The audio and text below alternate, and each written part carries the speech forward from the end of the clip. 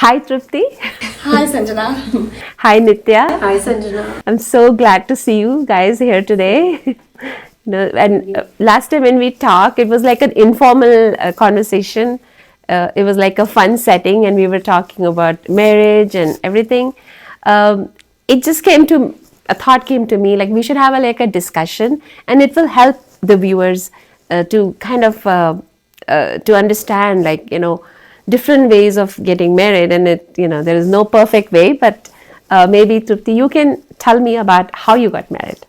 I had like arranged marriage, Okay. and we are married from like last 25 years. We have like we just celebrated 25th marriage anniversary. Congratulations. Thank you. And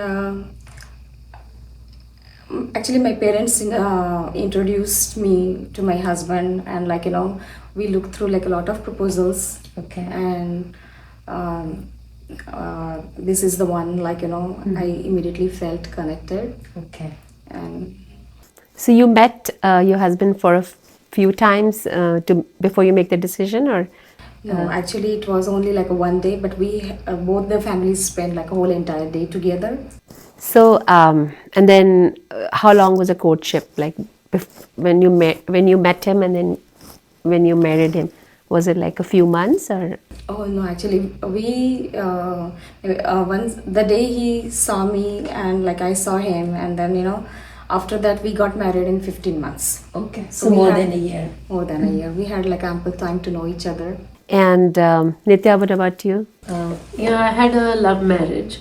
So I'm from the south and my husband's from the north, and we met in Bangalore, where I was interning and my husband was working. So we happened to meet on the last day of my internship. And 22 years and so we're still married and Going we strong. were just going strong. Actually, we just celebrated our 22nd wedding anniversary this month. Okay. Oh, congratulations. Both this month, right? Yes, both That's perfect timing then. Okay. So, love marriage and arranged marriage, those are very like desi or Indian kind of names, right? Nowadays, there's no like strict love marriage, arranged marriage. I think everybody kind of meets and for a long time and then they decide, right? So, but 20 years ago, that was like a little separated. Like this is when a girl or a guy, boy finds a partner himself, then it's considered as a love marriage, right? And then if the parents are helping, fine, then that's an arranged marriage. So in your case, Tripti, what do you think? What are the pros of an arranged marriage, like, or the advantages you felt? Actually, the most like the advantage I feel in this arranged marriage process, both the families were involved equally in picking the right person for their daughter or their son. Okay. And it's not only it's not only that person's responsibility to get the right person, because at the end of it, both families have to live together. So so that involvement was really important. Okay, and as you said, families meet each other and they see their compatibility, right? First, before the girl and the boy get to meet each other, right? Is that how it was, or? Actually, and then when the parents find out these proposals, they already know the education of the person, family background. They try to get like a financially, they try to see like a same type of a background they have, culture, traditions. They try to see all those things. Then what is the education, try to find out more about their families, history, and all that. Bride or groom, they don't have to go on their own Dig and into all dig that, into all right? that information that is readily available. And at the end of it, it's that bride's or groom's choice, like whether they want to marry that person or not. There are options. It's not like you are getting forced to marry someone. And in case of Nitya, what did you feel advantages or the pros of a love marriage or marriage by choice? Yeah. Yeah, I think the main pro or advantage is you know the guy beforehand. I mean, you've met the person and you've had a dating period, whether it's 2 years or 3 years or 4 years, and you've had a chance to find out each other's likes and dislikes. And to some extent, you're getting along because that's why you're in love. Yeah. Because you have common things that you can do or you like to do together. So you have that knowledge beforehand as compared to an arranged marriage where you may not have had that chance or to meet the person frequently or have that dating period. So I think that's the biggest advantage of a love marriage. Thinking about advantages, अगर उसका उल्टा सोचें, what are the challenges, if you can say, of an arranged marriage? Trupti, what do you think? कोई challenge ऐसा याद है? Even if all the background is clear and everything, like unless you are not living with that person, Yeah. you don't know, you are getting into quite a bit unknown. But at the same time, back of your mind, that family is going to support me no matter what, they are going to be on our side to help us out. So take our hand to make that marriage successful. So there is quite a bit unknown, but at the same time, you know yourself, you are getting into it, so you have to be open about it and try to find out. Yeah. What about you, Nitya? What do you think? Challenges? Yeah, I think, some are similar to arranged marriage. As Tripti said, unknowns are also in love marriage because even though you've had a chance to date, you still don't really know each other fully because there are some things that come out only after few years or after you have children. Then you discover how your partner is in handling kids because before that you don't have that chance. So there are unknowns in a love marriage too.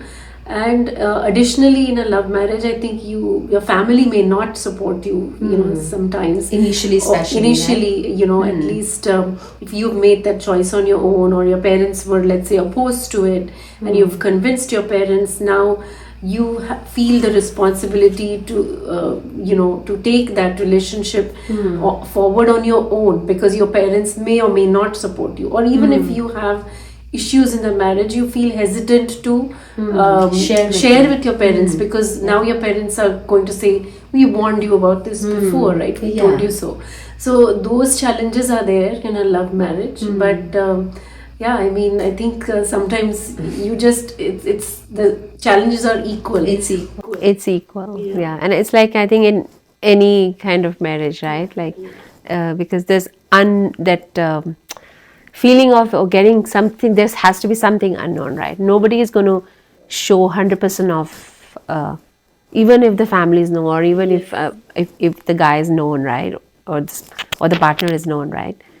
So, any myths you guys feel like, what are the myths of people, especially to nowadays kids, they feel like, oh my God, I won't be doing arranged marriage.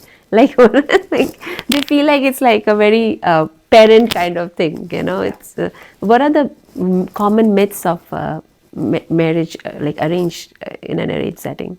Yeah, what you're saying is right. Like a kid say, they think it's like a taboo, oh, I couldn't find my life partner, that's why my parents had to introduce me. They don't like that part. But this is, in arranged marriage, parents are not forcing the kids. They are just giving the options available, try to be open, when you are finding out your life partner, we are just showing you the option. This is a good family, this is a kid we have been seeing since she is born, and do you want to get married? You can introduce your son to that daughter, and let them go on date, find out whether they are compatible or not.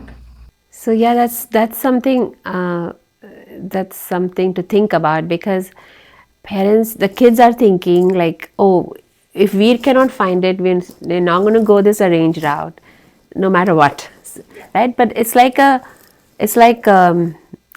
parents are just, or even parents or family is helping facilitate. They're not actually uh, making you guys two people get married, right? So that is very important, that the myth that, oh, I'm going to meet a person and get married to the person, that's not true, right?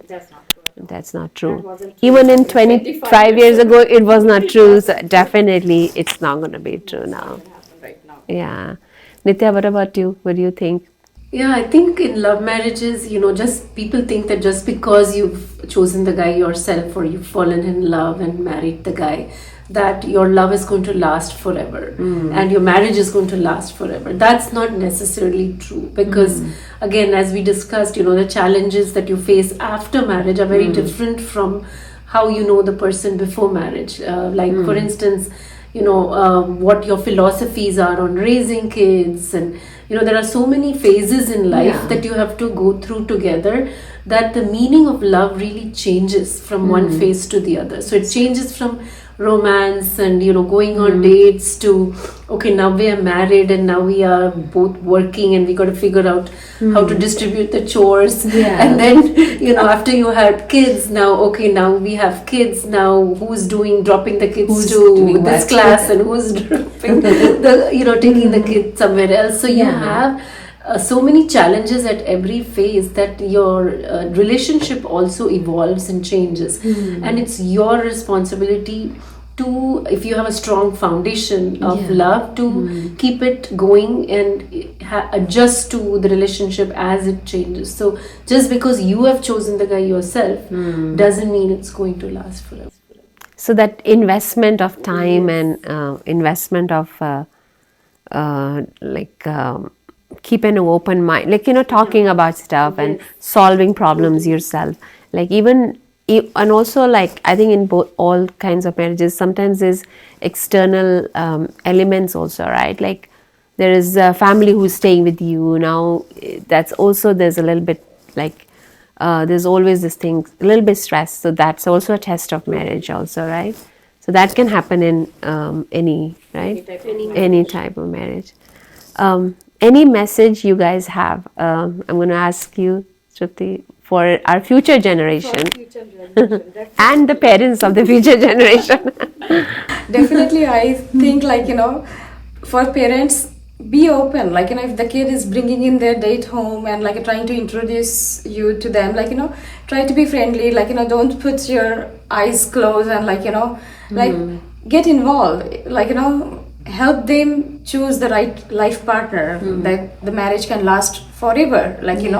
And at the same time, try to be friends with your kids, from when they are going in the college, try to be open and ask them to look for the life partner, right? That's the right age, and if you know any families who you think appropriate match for your kid, then just slowly introduce them. I think this is a right girl, and she is educated, she is good looking, she is in all the activities, and the family is compatible with us. So it's be open, both sides, I would say. And the marriage, this generation is gonna get married, it's gonna be arranged plus love marriage. It's not gonna be either way. One way or the other, because right? the parents are also open, and the kids are gonna go on a 3-4 dates, and they are gonna find the right partner. At the same time, I think kids are also open in a way, parents might introduce some proposals, right? So both ways, in terms of facilitating a marriage, parents have to be open to kids bringing in prospect or something, and the kids have to be open to parents' suggestions also, right? If it's parent would say, oh, this is my friend's daughter, and why don't you meet her or something. It should be okay. But the other thing is that kids should not feel obliged also, right? Because they feel oh, it's mom's friends and I can't so that clarity has to be there, right? You can, if you don't like it, it's okay. Our friendship will not, or our whatever relation, our the family tie is not going to go away just because you don't get married to that person. This is just the option. This is not this is the choice you have to make. It's no compulsion in there. Vidya, what about you? I know. Yeah, I would say, three C's are important, compatibility, communication, and then commitment.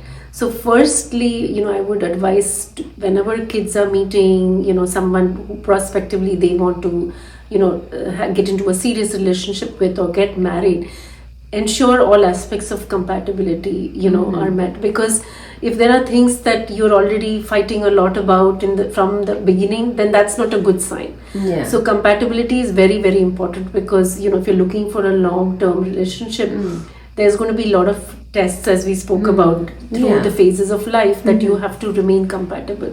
Then second is communication. Have very open communication, talk about things even before marriage. Like, when I was young, I had this idea of romance that was Bollywood, very Bollywood, right?